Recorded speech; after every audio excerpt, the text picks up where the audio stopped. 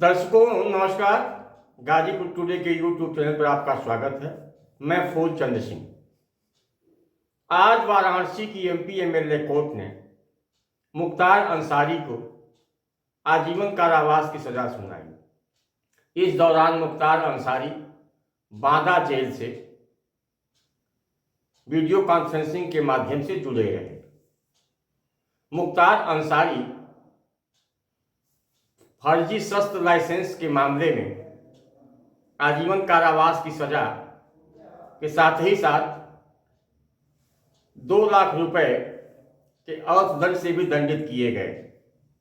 मुख्तार अंसारी को MP MLA court के जज अवनीश गौतम के द्वारा दी गई सजा पर बोलते हुए गाजीपुर के पुलिस कप्तान ओमवीर सिंह ने क्या कहा है और वहीं दूसरी तरफ मुख्तार अंसारी के अधिवक्ता श्रीनाथ त्रिपाठी ने क्या कहा है, आप आगे के वीडियो में देखेंगे।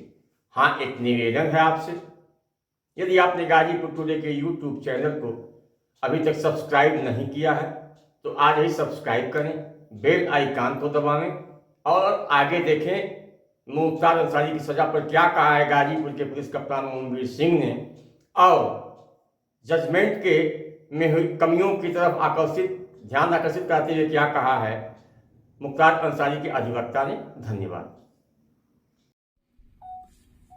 सर, असलहा के मामले में मुख्तार अंसारी को वाराणसी की एमपी एमएलए कोर्ट द्वारा आजीवन कारावास 2 लाख के अर्थदंड से दंडित किया गया है। सर, यह किस तरह का प्रकरण था जो आज उनको सजा हुई है? सर, एक अभियोग लगभग 34 वर्ष पूर्व लिखा गया था।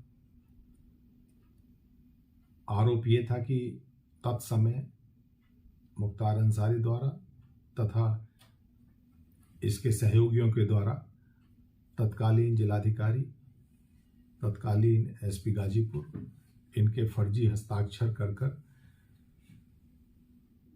शस्त्र लाइसेंस जारी किया गया, शस्त्र रखे गए थे खरीद कर। तत्समय इसकी जांच हुई थी। जांचोपरांत इसमें अभियोग पंजीकृत किया गया था। उसी अभियोग के विचारण में एमपी एमएलए कोर्ट बनारस द्वारा इसको सजा सुनाई गई है। उसमें आर्म्स एक्ट में भी है और आईपीसी की विभिन्न धाराओं में भी है, जिसमें आजीवन कारावास और 2,02,000 का आर्थिक दंड की सजा है। बाकी और सेक्शंस में भी है जो सजा दी गई है। अभी क्या रहा मुख्तार अंसारी के लेकर के कोर्ट में? मुख्तार अंसारी बांदा जेल से कनेक्ट किए गए और कनेक्ट करने के बाद हल्का सा ऊपर सेंटेंस पर बहस सुनी थी। कल के जजमेंट के पैरा 76 और 78 को मैंने पढ़ा और देखकर पढ़ने पर यह लगा कि जजमेंट में यह है कि चूंकि मुख्तार अंसारी लाभान्वित पक्ष है, लाइसेंस प्राप्त करने वाले हैं, इसलिए षड्यंत्र के तहत दोषी पाए गए और सेक्शन 30 आर्म्स एक्ट के तहत सजा में जो कहा गया है कि चूंकि आर्म्स क्रय करने का तो कहीं कोई साक्ष्य नहीं है, लेकिन रजिस्टर पर सोल्ड कर लिखने का, विक्रय करने का एक जगह अंकन है। तो मैंने कहा जब क्रय ही नहीं होने का साक्ष्य है तो विक्रय का सवाल कहाँ उठता है। और जजमेंट में इस बात को भी लिखा गया है कि एंटी करप्शन एक्ट में दोषमुक्त किए गए।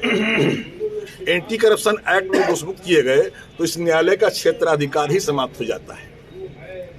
फिर हमारा कहना था कि चूंकि षड्यंत्र के तहत लाए गए हैं, इसलिए स्वतः मिनिमम सजा की स्थिति बनती है, न्यूनतम सजा की स्थिति बनती है। और आर्म्स एक्ट में तो वैसे भी नहीं बनता, चूंकि क्रय करने का कोई साक्ष्य आपने नहीं पाया है। आखिरी बहस हमारी ये थी, जजमेंट में आया है कि 20-22 साल उम्र उस समय घटना के वक्त इनकी रही होगी जब इन्होंने एप्लीकेशन दिया आर्म्स लाइसेंस के लिए।